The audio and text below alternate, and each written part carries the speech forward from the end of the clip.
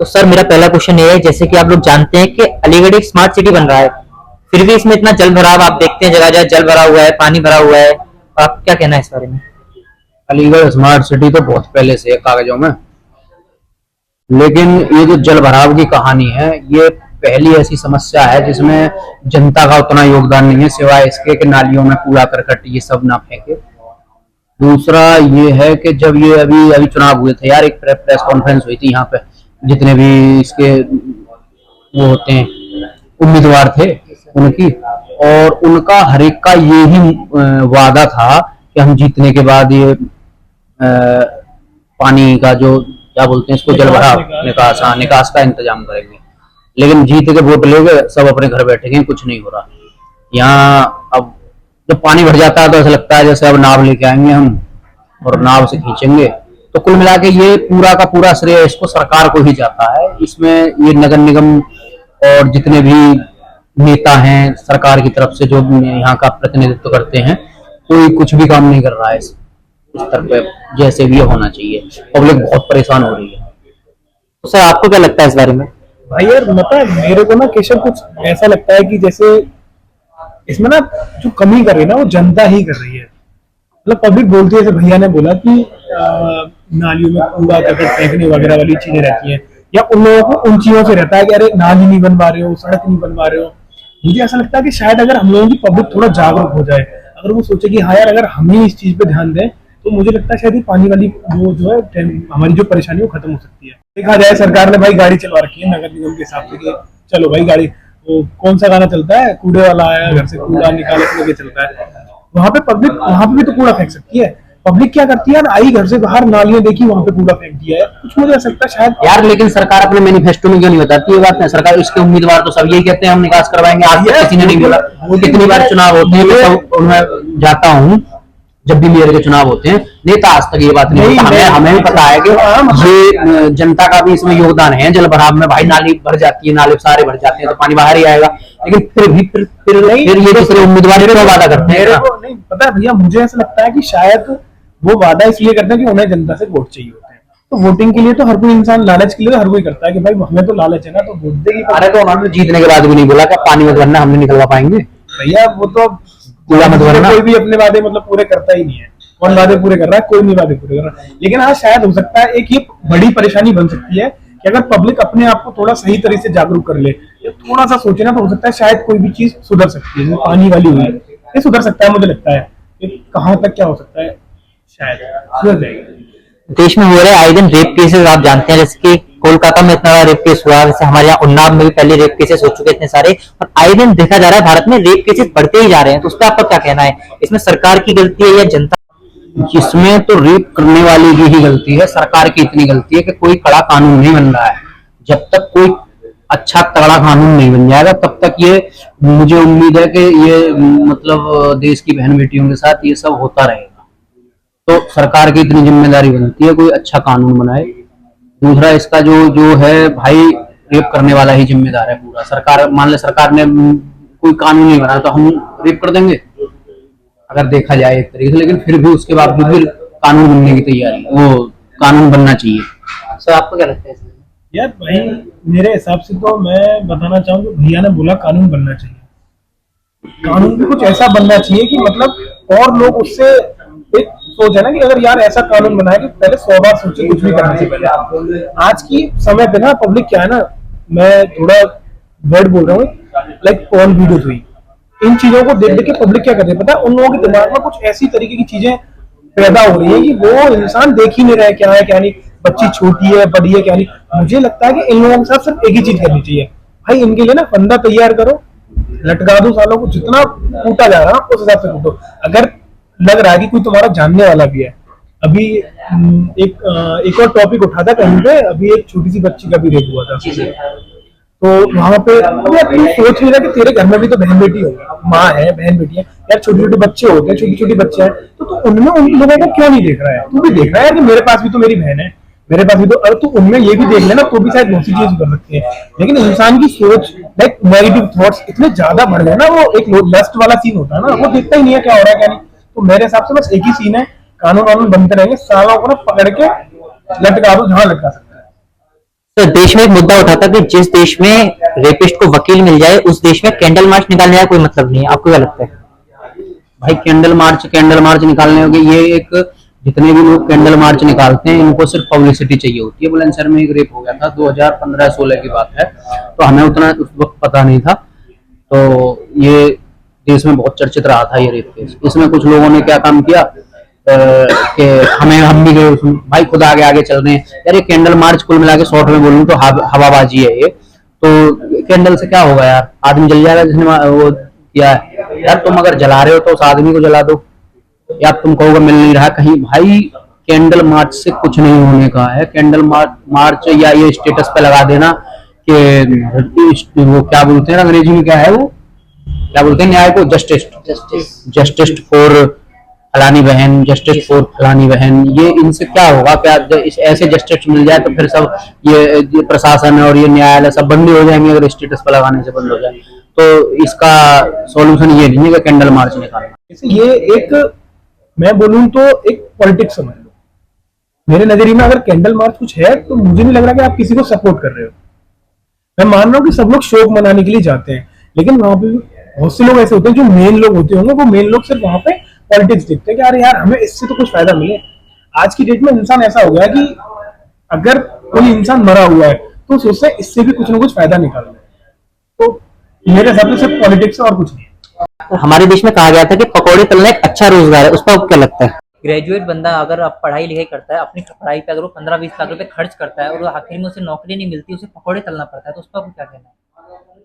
भाई नौकरी नहीं मिल रही, सबको नौकरी थोड़ी मिल जाएगी। अगर देश की जनसंख्या भाई 150 करोड़ है, 150 करोड़ में से 70-80 करोड़ जितने भी युवा हैं सारे पढ़ जाएंगे, सबको तो नौकरी नहीं मिल जाएगी ना।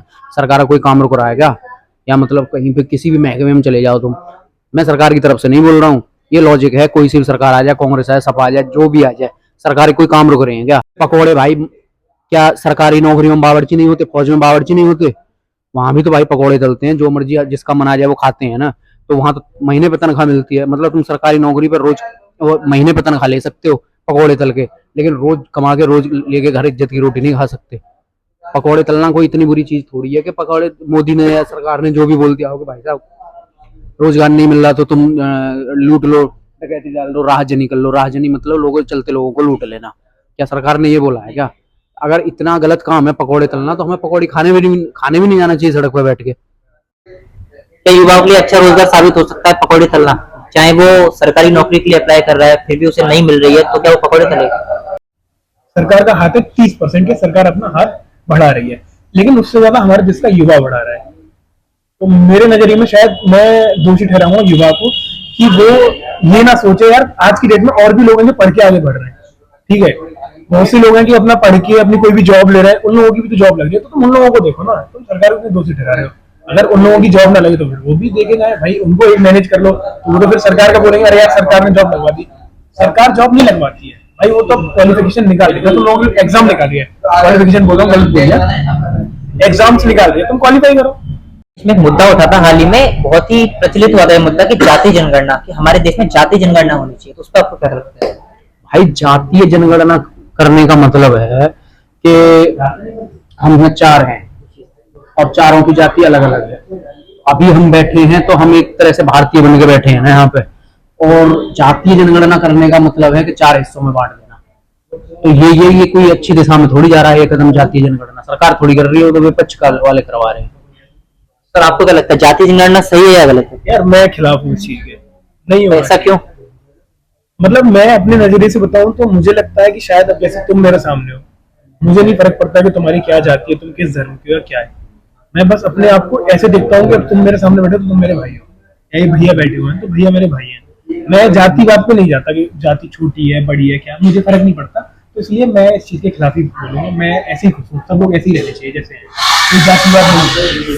सर आज हमारा देश जापान, चाइना, अमेरिका ऐसे देशों से टेक्नोलॉजी में भी पीछे है और कानून वगैरह में बहुत पीछे है, तो उसको आपको क्या लगता है क्यों है हमारा देश इतना पीछे?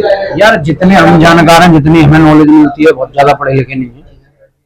तो पहली बात तो सरकार के साथ इनकी जनता रहती है। कभी देखा है किसी देश में, इसमें जापान या चाइना में, कि सरकार के खिलाफ उपद्रव हो गया या सरकार के खिलाफ आंदोलन हो गया? भाई वो कर रहे हैं जो अंग्रेजी में क्या बोलते हैं आंदोलन को, क्या बोलते हैं, जो भी बोलते होंगे, है ना, कभी देखा है? तो सरकार के जो फैसले होते हैं इनकी जनता रहती है। अब दूसरी बात क्या है कि यहाँ पे कड़वी है, ये है कि क्या बोलूं। सर ऐसा नहीं है ना, बहुत देशों में होता है ऐसा, सरकार के खिलाफ विरोध होता है, बहुत ज्यादा तख्ता पलट होता है, आपको पता है। USA वगैरह में जी सर, जिन होता है ना। देशों में- एक मिनट, जिन देशों में तख्ता पलट होता है ना, वो देश कभी आबाद नहीं होते। अभी बांग्लादेश में हुआ तख्ता पलट, या बहुत से देशों में किसी में एक आध कोई रेयर केस। अफगानिस्तान में भी हुआ था सर, किसमें? अफगानिस्तान में हुआ था। अफगानिस्तान में हुआ। तो अफगानिस्तान कहाँ है? कहाँ है अफगानिस्तान? तो पाकिस्तान से तालिबान हो चुका है। कर रहा है, अलग बात है। लेकिन अफगानिस्तान में हुआ था तो अफगानिस्तान तो बहुत पीछे है ना, और भी बहुत सारे देश है। तख्ता पलट हो जाना, वहाँ की हो जाने का मतलब है कि वहाँ की आर्मी अपने कब्जे में कर लेना देश को। तो आर्मी देश थोड़ी चलाएंगी। सर टेक्नोलॉजी के आने से हमारे देश में क्या क्या अच्छे काम हुए और क्या क्या बुरे काम हुए? यार टेक्नोलॉजी के आने से बहुत सी चीजों में क्या है कि हमारे जैसे पहले गड्ढे गड्ढे खोदने जाया करते थे, मुझे बताते हैं कि भाई तो ये जेसीबी आ गई है। रोजगार जेसीबी का बहुत सारे रोजगार कम हो गए हैं। जेसीबी तो एक उदाहरण है, बहुत सारे जैसे जेसीबी है और फसल काटने वाली मशीनें हैं, है ना, और बहुत सी चीजें हैं यार। कंप्यूटर मशीनें आ गई देश में, बड़ी बड़ी फैक्ट्रियों में मशीनें आ गई पैकिंग करने के लिए, ये वो। तो उससे तो युवाओं का नुकसान भी हुआ ना, उससे तो नौकरियां भी चली गई और कुछ इससे अच्छा भी हुआ, काम जल्दी हो सकता है। एक और है, वो मशीनें बनाने के लिए भी तो नौकरी खुल गई। फिर भाई वो मशीनें बन रही है वहां, वो भी तो नौकरी लग रही है। सर ज्यादातर मशीनें तो ट्रांसपोर्ट के जरिए भारत में आती हैं। आप जानते हैं चाइना कितना बड़ा वो है हमारे देश के लिए, कितना सारा सामान चाइना से आता है, अमेरिका से आता है, हाँ तो मैं बता रहा रशिया हूँ, से आता है। बहुत सारी चीजें खराब हो गई, रोजगार खत्म हो गया है। अब ये ऐसे नहीं है कि सारी मशीनें भाई विदेश से आ रही हैं, यहाँ से बन के भी बाहर जा रहा माल।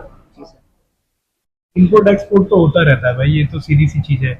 नॉर्मल अगर तुम वही है ना, एक हाथ दो और एक हाथ लो, नहीं करोगे तो कैसे देश चलेंगे, ये तो नॉर्मल सी है मेरे हिसाब से। शायद अगर जैसे तुमने क्वेश्चन पूछा है तो इसका सिर्फ एक ही जवाब है, मतलब जवाब है कि हम लोगों के देश के जो अभी नई पीढ़ी आ रही है, जो बच्चे आ रहे हैं, लाइक अभी देख लो फोन वाला सीन देख लो। मतलब मैंने देखा है, मेरा भी एक भतीजा है, वो यार फोन से, लैपटॉप से, टीवी से बहुत ज्यादा कनेक्ट रहता है। तो उससे किसी से मतलब नहीं है दुनिया में कि क्या चल रहा है बाहर, मतलब बराबर में पापा बैठे हैं नहीं बैठे हैं, मम्मी है नहीं। अगर फोन चला रहा है तो फोन चला रहा है, फोन में मस्त है। और मुझे लगता है अगर मेरे घर में ये सीन है ना, तो आज की डेट में हर घर में यही सीन है, हर बच्चा फोन पकड़ रहा है, हर बच्चा। तो कहीं ना कहीं शायद, कहीं ना कहीं मुझे लग रहा है कि बच्चों की जिंदगी पे थोड़ा बहुत इफेक्ट पड़ रहा है। वरना ये तो चीजें लगी रहती हैं, रोजगार वाला सीन हो गया या फिर क्या हम सोशल मैसेज दे रहे हैं, ये चीजें तो चलती रहती हैं, चलती ही रहेंगी। सर करप्शन या रिश्वत का आपका क्या कहना है? क्योंकि आजकल देश में खा करप्शन भी बढ़ रहा है, रिश्वत भी है।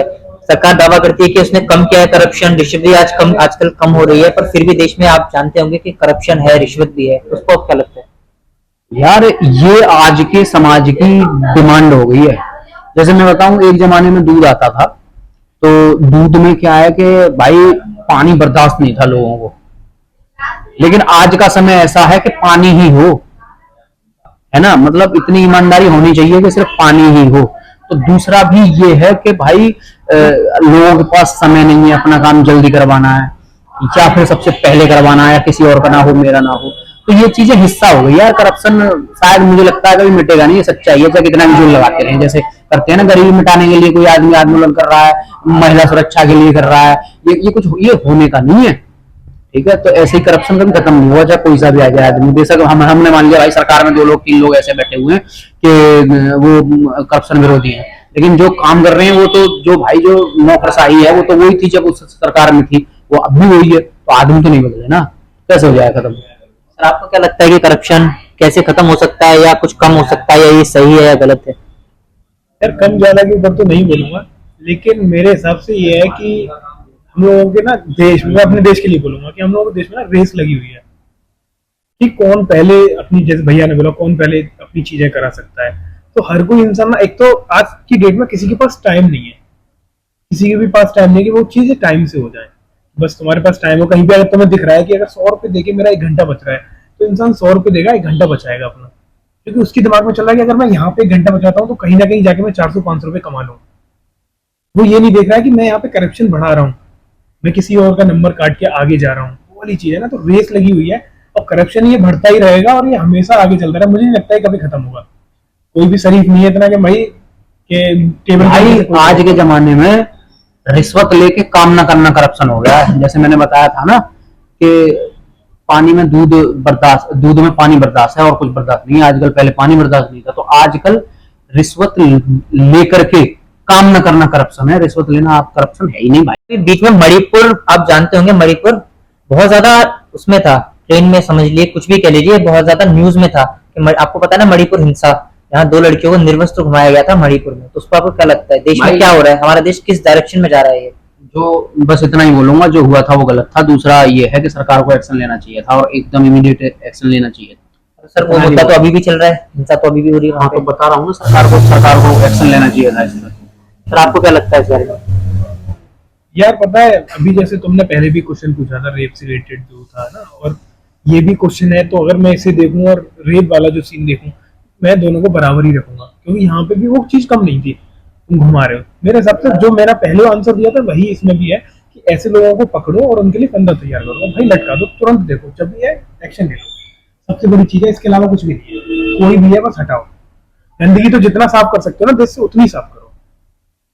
सर देश में बेरोजगारी आजकल चरम पे है और संसद में भी एक बिल पास हुआ था, आपको पता होगा, माननीय वित्त मंत्री जी ने बिल पास किया था। तो लोगों का ये कहना था कि उसमें गरीब के लिए कुछ भी नहीं है। तो आपको क्या लगता है इस बारे में? भाई गरीब के लिए पहले भी कुछ नहीं था, और हम जैसे मेरी अभी एज जो भी है, मैं जब से समझदार हुआ मैं तब से यही देख रहा हूँ। मैं भी गरीब हूँ, अगर मैं बोलूँ कि मैं भी गरीब हूँ भाई, ठीक है, तो गरीब के लिए तो वाकई में कुछ नहीं है। हम लोग भी बोलते हैं कभी, अरे यार ये चीज इतनी महंगी हो गई है, ये चीज ऐसे ही चलती रहेंगी, कभी खत्म नहीं होगी। आज की डेट में हर कोई ही गरीब है। यार ये गरीब पौवा कैसे पी रहे हैं, ये मैं अनुभव करता हूँ। मैं मतलब भाई मैं कोई अमीर तो हूँ नहीं कि मैं अपने रोज सुबह निकलता हूँ अपने फॉर्च्यूनर या मर्सिडीज से और मुझे तो पता ही नहीं गरीब कर क्या रहा है। तो गरीब ये पौवा कहाँ से पी रहा है भाई, गरीब बीड़ी कैसे पी रहा है, ये गुटखा बीड़ी दारू ये कहाँ से आ रहे हैं गरीब के? मतलब ये जो खा रहा है इसलिए गरीब है। टैक्स तो उनको भी लगता है। टैक्स तो भाई तुम छोटी से छोटी चीज ले लो, टैक्स तो ये, अगर तुम बिस्किट भी खा रहे हो ना तो उस पर भी टैक्स है। यार दारू बराबर महंगी हुई है, दारू को किसी ने बोला कि भाई दारू के बराबर गरीब कैसे पिएगा, गरीब कैसे पिएगा, है ना? जबकि गरीब के लिए महंगी है, वो अमीर तो पी लेगा और अमीर उसको पीता भी नहीं जो गरीब पीता है। गरीब क्यों नहीं कर रहे? तो कोई गरीब नहीं, गरीब अपना सब एडजस्टमेंट कर कहा गया ना सर, कितनी नौकरियां सरकार उपलब्ध नहीं करा रही, ये प्राइवेट विपक्ष सेक्टर के, में। मैं बता रहा हूँ, ये विपक्ष के मुद्दे होते हैं।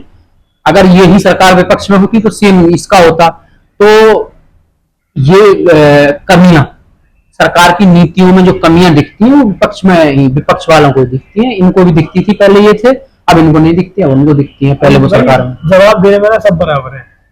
तो प्राइवेट सेक्टर में भी जॉब है, पर ज्यादातर आजकल के युवा सरकारी के पीछे क्यों भाग रहे हैं? आपने देखा होगा ज्यादातर युवा सरकारी नौकरी के लिए पीछे भाग रहे हैं, बोल रहे हैं कि नौकरियां निकाले सरकार, जबकि प्राइवेट सेक्टर में आपको पता है कि नौकरियां अवेलेबल हैं। यार वो नौकरी कन्फर्मेशन होती है ना, तो हाँ भाई जीवन भर चल जाएगी, बस यही है। बाकी बहुत से लोग हैं ऐसे जिनको सरकारी नौकरी नहीं करनी, प्राइवेट करनी है। आजकल तो मकान मालिक भी सरकारी नौकरी वाला ढूंढ रहे हैं।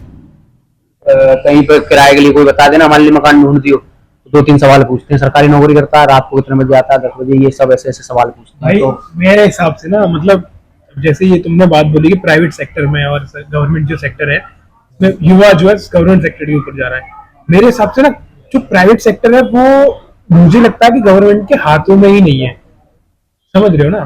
क्योंकि वहां पे तो जैसे ऊपर ओनर बैठे हुए हैं जो भी है वो टैक्स भरते हैं, उन लोगों को कोई दिक्कत ही नहीं है। गवर्नमेंट सेक्टर का ये सीन है कि गवर्नमेंट सेक्टर के ऊपर इसलिए मुद्दे उठते हैं कि प्राइवेट सेक्टर में अगर कोई युवा जा रहा है तो उसे मतलब ही नहीं है, क्योंकि भाई जाओ, तुम्हारे अंदर है कि तुम हो उस चीज के लिए कैपेबल हो, तो जाके अपनी जॉब ले लो। प्राइवेट सेक्टर में इसलिए मुद्दे उठ रहे हैं कि तुम भाई कैपेबल हो, लेकिन तुम कहीं ना कुछ गड़बड़ी कर रहे हो, तुम पढ़ नहीं रहे हो, अच्छी तरह चीजें अपनी 100% नहीं दे रहे हो। गवर्नमेंट सेक्टर गवर्नमेंट से रिलेटेड है, प्राइवेट सेक्टर उससे रिलेटेड नहीं है, इसलिए उस पर कोई मुद्दे नहीं उठे। आज तक कोई सुना है यार प्राइवेट सेक्टर में जॉब नहीं है, कोई जॉब नहीं दे रहा है, ये नहीं दे रहा है? वो प्राइवेट है, वो है ही नहीं गवर्नमेंट के अंडर। अगर वो भी प्राइवेट सेक्टर भी गवर्नमेंट के अंडर होता, 110% बोल रहा हूँ, उस पर भी जवाब उठ रहे होते कि अरे यार जॉब नहीं लग रही है। सर आजकल देश में हिंसाएं बहुत बढ़ गई, आपने देखा होगा, ट्रेन हादसे हो रहे हैं, सड़क दुर्घटनाएं हो रही हैं, रेप केस हो रहे हैं, लोगों को गोली मार के हत्याएं हो रही हैं, मारपीट हो रही है। आपको पता है आजकल सोशल मीडिया पे, आपको पता होगा, बंदूक लेके लोग वीडियो बना के, वो बहुत ट्रोल में चल रहा है, आपको पता होगा कि फायरिंग कर रहे हैं अपनी वीडियोस में। उस पर आपको क्या कहना? आज का युवा किस डायरेक्शन में भाग रहा है? भाई इस पे बहुत लंबी बहस हो सकती है, मैं इतना ही बोलूंगा, अगर इंस्टाग्राम पे आगे लोग बदमाशी कर रहे हैं तो मुझे भी एक इंस्टाग्राम पे पुलिस चौकी या थाना खोल ही लेना चाहिए। इतना ही बोलूंगा भाई, इससे बहुत लंबी बात बढ़ जाएगी। सर आपको क्या लगता है? यार युवा ना इन्फ्लुएंस हो रहा है, चीजों को सर ऐसा लेके। क्यों है? हाँ? ऐसा क्यों है आपको लगता है? पता नहीं यार, आजकल के युवा में है ये वाली चीज जो है, मतलब उसको ना हवाबाजी करने में मजा आने लगा है। वो इस चीज को एक मतलब मेरे हिसाब से नेगेटिव थॉट में तो नहीं लेता है, वो इसको समझता है कि यार हाँ हवाबाजी होनी चाहिए। आजकल का युवा उस चीज को ग्रहण कर रहा है अंदर से कि हाँ भाई ये तो मुझे करना ही है। हर कोई सोचता है अरे यार ये भैया है यार, ये इस हिसाब से चल रहे हैं तो मैं भी इन्हीं के हिसाब से चलूं। समझ रहे हो ना? आज की डेट में जैसे अब मान लो कि सोशल मीडिया पे इतने सारे लोग हैं, हर कोई सोशल मीडिया पे सोचता है यार मैं उसके जैसा बनूं। तो ये भी उसी की तरीके मतलब चल रही है चीजें। सोशल मीडिया पे अगर कोई फेमस हो गया, इतने सारे यूट्यूबर है फेमस है, अब और भी यूट्यूबर जो है वो भी तो यही सोचते हैं यार मुझे भी इन्हीं की तरह फेमस होना है। हाँ चल रहे भैया, तो वो भी यही सोचते हैं मुझे भी इन्हीं की तरह फेमस होना है, मुझे भी इन्हीं की तरह करना है, ये भी उसी की तरह है। तो जो लोग अब सोशल मीडिया से इन्फ्लुएंस हो गए वो अपना यूट्यूब चैनल चला रहे हैं, इंस्टाग्राम चैनल चला रहे हैं, मतलब पेज चला रहे हैं, इंस्टाग्राम पेज चला रहे हैं, और भी चीजें हैं जो लोग यूज कर रहे हैं। तो वो कहाँ इन्फ्लुएंस हो रहा है? बहुत से लोग आईएएस पीसीएस से इन्फ्लुएंस होते हैं, बहुत से लोग पॉलिटिक्स से होते हैं, बहुत से लोग इन चीजों से होते हैं कि इन जैसे लोगों को देखते हैं वो खुश हो जाते हैं अरे यार मुझे ना कुछ ऐसा करना है इन भैया जैसा, इन जैसा दबदबा बनाना है। तो ये मैसिव इन्फ्लुएंस होने का मतलब नेगेटिव थॉट से नेगेटिव लोग इन्फ्लुएंस हो रहे हैं, पॉजिटिव से पॉजिटिव हो रहे हैं। जिनको अच्छा जो लगता है वो अपने हिसाब से चलता है। तो इसमें कुछ मैं नहीं बोलूंगा कि इसमें मेरे हिसाब से इस चीज में ना युवा की ही गलती है कि वो किस चीज को पकड़ रहा है। एक वाली कहानी होती है ना, बहुत पहले सुनाई जाती थी मेरे कि टोकरी में टमाटर रखे हुए हैं, अगर वहां पे 5 टमाटर सही है और एक वहां पे सड़ा हुआ रख दिया तो 5 सड़ जाएंगे। सुना है ना? या फिर वहां पे ज्यादा 5 टमाटर सड़े हुए हैं वो एक रख दिया तो वो एक ही सड़ेगा। तो वो युवा के ऊपर है कि वो किस तरीके से चीजों को पकड़ रहा है, कि वो कहाँ जाना चाहता है। तो मेरा आखिरी सवाल ये है कि आजकल हमारी संस्कृति खत्म होने की कगार पे है, फिर भी लोग उसका दिखावा बहुत करते हैं कि हम संस्कृति बचा रहे हैं या हम ऐसे हैं वैसे हैं, तो उसको आपको क्या लगता है? यार संस्कृति तो खराब होने के कगार पे है ही। कौन आदमी ऐसा है जो संस्कृति को बचा रहा है? बस जिसको समझा दो वो यही कहता है कि ये जींस तूने जो पहन रखी है ये अंग्रेजों की है। मतलब ऐसे कुतर्क वाली बातें करते हैं। तो हम किसी को रोक नहीं पा रहे हैं ना, तो ऐसा लोगों को खुद ही समझना होगा। तो संस्कृति यार बहुत से तरीके ऐसे हैं जिनसे खत्म ही होने के कगार पे है। तो इस पे किसी दिन भाई मिलना, लंबी बात करूंगा मैं। आपको लगता है लोगों ने अपनी मेंटल कंडीशन ऐसी बना रखी है कि वो किसी बारे में सुनना ही नहीं चाहते हैं अपने अलावा? ऐसा लगता है कि आपको? ऐसा ही है। दूसरा ये है कि जो उनको समझा रहा है वो गलत लगता है, वो लगा रहा है ये तो बेवकूफ है। मॉडर्नाइजेशन इतना हो गया है कि इसके खिलाफ बात करने वाला तुम्हें गंवार लगेगा। तुम्हें मतलब जो इसका वो करते हैं, सपोर्ट करते हैं इसका वेस्टर्न कल्चर का, तो मॉडर्नाइजेशन का विरोध करने वाला आदमी तुमको लगा रहा है ये तो बैकवर्ड है, पिछड़ा हुआ है, ये कोई जानता नहीं, हटाया, ऐसा उसे क्या बात करनी है। तो संस्कृति का पालन करने वालों की कोई इज्जत नहीं बची है। सर ऐसा क्यों हो रहा है हमारे देश में? आपको क्या लगता है ऐसा क्यों हो रहा है? लोग ऐसा क्यों कर रहे हैं जबकि संस्कृति तो बहुत जरूरी है ना हमारे लिए? यार अंग्रेज भगाना ही सिर्फ आजादी नहीं थी। यहाँ से अंग्रेजी भगाना, अंग्रेजी में भाषा की बात नहीं कर रहा हूँ, जी सर, उनका कल्चर, उनका संस्कृति जो भी है वो भी भगाना बहुत जरूरी था। लेकिन मैं काले नामक एक आदमी था और उसके बाद बहुत सी चीजें हैं जो पढ़ाई में भी घुसा दी गई वेस्टर्न कल्चर की। तो यार वहां से आना, अब हम कितनी भी कोशिश करें, लेकिन स्कूलों में या कैसे भी ड्रेस व्रेस है वो लड़कियों की यहाँ तक की होती है। तो बहुत सी चीजें ऐसी हैं यार, बहुत समय लगेगा, सरकार को भी इस चीज में काम करना पड़ेगा। युवा के ऊपर मैं सारी चीज यही बोलूंगा कि सोच हम लोगों को बदलनी है जो युवा है। मैं और लोगों के लिए नहीं बोलूंगा यार, और कौन है, सब लोगों को अपने अपने ऊपर काम करना चाहिए। लेकिन सबसे मेन जो सोच बदलनी चाहिए युवा को बदलनी चाहिए। अगर युवा हमारे देश का बदल गया, वो समझ गया चीजों को, तो शायद ये सारी जितनी परेशानियां सारी सुधर सकती है, सॉल्व हो सकती है। तो thank you watching for my video. मिलते हैं आपसे नेक्स्ट व्लॉग में, तब तक के लिए बाय बाय।